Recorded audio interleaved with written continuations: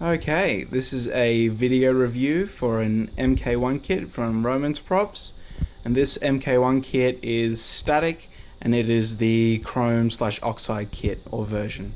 So if we just pan up here, we can see this is what I bought, the static/chrome oxide kit from romansprops.com. So just a little bit of history about this lightsaber. So back in the original trilogy, when the lightsaber props were made, they were thrown together with all these found parts, unlike the prequel trilogy where the lightsabers were machined from scratch. So just to break it down for you, and obviously this is Obi-Wan Kenobi's lightsaber from Star Wars Episode 4, A New Hope, which was released in 1977. So I believe this is a Starlight vintage tap, so it's essentially a vintage tap in essence. And we can see there's a D-ring attached to it as well. Obviously the D-ring was the method, the medium to hang your lightsaber from your belt before the introduction of the cover tech knob in 1999. The next part is a booster from a Browning machine gun, which this type of Browning machine gun I believe was originally used on planes during the World Wars. So obviously the Browning machine gun would be about 30 caliber if it was mounted to a warplane. So that's quite a significant booster there, and again looking very, very nice. Moving on to the Graflex clamp.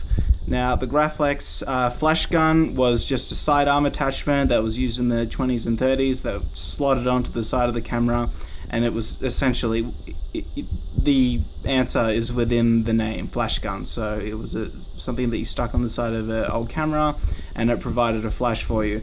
So this is the Graflex clamp, as we can see here. So we can see this rectangular piece is where it'd slot onto the side of the camera facing vertical, and obviously there'll be a flash on the end which would explode when you initiated the flash. We have some transistors on the side of this Graflex clamp, which is just essentially two bolts and some washers. We'll get back to that later. Up the top, we have a calculator strip from a Texas 1950s calculator. So apparently this just sat under the screen, and then they just pulled it out and slotted it into this Graflex clamp, and it just fit. Along here, end of the Graflex clamp to the end of the brass neck, this is the Mk1 grenade. So this is where the kit gets its name from. And this was a grenade that was used, was a rifle grenade that was used by the British Army during World War II. So essentially, you stuck it onto the end of your rifle, and then you obviously shot it out, and it would destroy whatever you're intending to destroy, assuming it detonated. The last part is the emitter, and the closest I'll ever come to owning a Rolls Royce. So this is an auto balance pipe on a Rolls Royce jet engine. I'm not too sure which jet. Nevertheless, it's a component of a Rolls Royce engine, which is incredible, and obviously it looks incredible. So this is what it looks like on the inside, and you'll see right down the bottom there with that smaller circle, that's the component that threads onto the end of this hilt, because this hilt is held together with just a steel rod that goes all the way up, and you just thread everything down onto it, and then the balance pipe sort of just slots on. So what we did was we glued it so it would stay on, but apparently this is different for what sort of kit you order. Apparently some have retention screws that keep them there, but nevertheless we glued it on, and that's fine because it's a static kit, so there's no problem with that. Yeah, I believe that's pretty much the history of the lightsaber, so how all these bits were thrown together to create what it is, how iconic it is now. This is a 1-to-1 replica of Alec Guinness's lightsaber, well, Obi-Wan's lightsaber that was used in A New Hope. So the pros about this lightsaber, obviously it looks amazing, the chrome shines, it's beautifully plated, it's sensational, it's got that appropriate weight, it feels like a lightsaber, it doesn't feel like, for example, a Force Effects. Doesn't feel substantial. You hold this in your hand, you're like, wow, like this is how it should feel. I can't really describe the feeling. Obviously, Romans has done a fantastic job of gathering, essentially tracking down all these found parts and then replicating them on a mass scale to sell to the public. They were all fantastic pieces. They're beautifully anodized, chrome plated. Everything just looks spot on. It's actually an incredible piece of art. So thank you, Roman. It was excellent. This is a fantastic saber. So moving into the cons, let's just say this is not Roman's fault. This is the United States Postal Service. So when I bought this, it ships with the priority mail through USPS, and obviously mine was international. It shipped on, I think, October 5th, 2016. I bought it like the week before, which was fine. That was excellent to have it shipped out within a week, to have it all assembled and made up. And then it got here, what was the date yesterday, Reece? Oh, let's check. That was the 17th. Yeah, it got here on the 17th of October. The tracking was not precise. It was a nightmare. It wasn't very good shipping. USPS is completely inferior to FedEx. With FedEx, they get the hilts shipped within a week flat, sometimes 6 days from the US to Australia. So I mean, even the tracking is significant. Yeah. What was it? 4 days that nothing even happened. That's right. Changed? Yeah, over 4 days and nothing updated. FedEx is not like that. FedEx has. It seemed to bounce around quite a bit. Yeah, it bounces around a lot. FedEx is far superior to USPS, but obviously that's not Roman's Prop's fault at all. That's just the United States Postal Service for you. We also have to attest to Roman being wonderful for his customers. So he gets back to you on time. He's always very helpful. He always gets down to the very nitty-gritty details about everything that's happening during your lightsaber's construction and all that sort of stuff. So he's very, very helpful. Yeah, and I emailed him back and forth. I asked whether the kit was in stock, and I think I asked some other questions, but as penal as they might have been, he still answered them cordially and politely.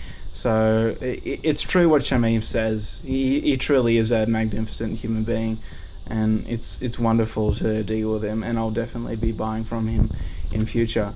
So that was the one con, obviously about the shipping, not about the lightsaber itself. Also, we had some problems installing these transistors on the Graflex clamp. So there's pre-drilled holes both within the clamp and the clamp spacer that sits inside that threads onto the rod. However, getting these in was extremely difficult, to say the least. How long did it take? It took about 2.5 hours. The problem is, you have to be quite forceful when you push them in. They don't sit flush. You have to be very, very strong to be able to push them in. And you'll see a few reviews where they just sort of twist them in and everything works well. That's not the case, or at least that wasn't the case for us. I actually had to use some tweezers and wrench it in quite firmly so it would sit flush to the base of the Graflex. Yeah. I believe in the FX kit they already come pre-installed, so this wouldn't be a problem. I went on the Graflex Addict support group, which is just a group on Facebook. It's not actually a support group for those who are addicted to Graflexes. We would understand that. Yeah, absolutely. I told them about it, and they said you just have to force it in, contact Roman. Nevertheless, with great force and brutality, they were screwed in. That is the only con I have about this saber, and I'm guessing most people buy the FX version because they want to do electronics and sound installs. But again, I imagine the prop department, Industrial Light and Magic, would have gone through the same struggles when they installed it's really the bolts and the washers. Yeah, it's really a testament to their creativity and their master of their craft. That's true. Being able to put something this beautiful together and putting it in George Lucas's hands and going, wow, semiotics. This is it. This is the lightsaber for Alec Guinness. This and the Graflex, outstanding lightsabers. So iconic. Obviously, we're part of a Graflex here. So if you want to pick it up, Reece, I'll just show how it looks in the hand. Although Reece has got big hands. So this is how it looks. We can just do a little pan of the Graflex printed across the back. The only slight variation between this and an authentic Graflex is that the writing on it is a little bit shallower for the Romans props, and that's nothing we can sort of graph that. It's pretty good. That's true. So the Graflex, an original vintage Graflex, is just a little bit deeper with its writing, but that's nothing. After all, they are replications, and they're replicated pretty well. You couldn't really tell at all. So how's it feel on the hand? It feels really, really wonderful. Yeah. There's something special about holding the correctly weighted prop. It feels significant in the hand. It moves well, and yeah, you're very lucky. Very lucky to have this. So, just to put it back on the stand. So, like we were saying before, this is a 1-to-1 replica of what Alec Guinness used in 1977 or 76 when they were actually filming. Obviously, it was released in 77, but nonetheless, during the scenes that Alec Guinness was portraying Obi-Wan Kenobi, this is a 1-to-1 replica of what he was using, and it is quite heavy for a lightsaber. My friend and I, Reese, this is him there, we've held lots of lightsabers from Ultra Sabers and Saber Forge, but this feels the most substantial. Obviously, the craftsmanship is unparalleled. You can see a comparison. Yeah. The Ultra Saber Scorpion. Yep. Just how correct it is in its sizing. I mean, this is by far larger, but this is 1-to-1 scale. Yeah. So you can see the very big difference. Yeah. Believe it or not, this is actually heavier than this. So that's sort of an attestament to these. It's just concentrated. So it's incredible to own something like this at an affordable price as well. It wasn't like this was $10,000 or something. Obviously, if you're buying from Australia, you're going to lose a lot on the dollar. Nevertheless, nothing we can do about that. It's a fantastic hilt, and it will make an excellent shelf queen. I was considering getting an FX kit and installing electronics, but I thought it's just too much of a sacred object. Obi-Wan's my favourite character personally, and the thin neck is my favourite lightsaber design, so I thought, you know what, this is just the ultimate display piece. Yeah, and do you have anything more to say about it, Reese? It's the weapon of a Jedi Knight. One particular Jedi Knight. Yes, one of the greatest Jedi Knights, in my opinion, at least, and that's coming from a Sith. So, let's get a little sort of view. Oh, look at that. So, more civilized age. Indeed. Yeah, so thank you very much for watching, and I highly recommend buying a Romans prop, especially this kit.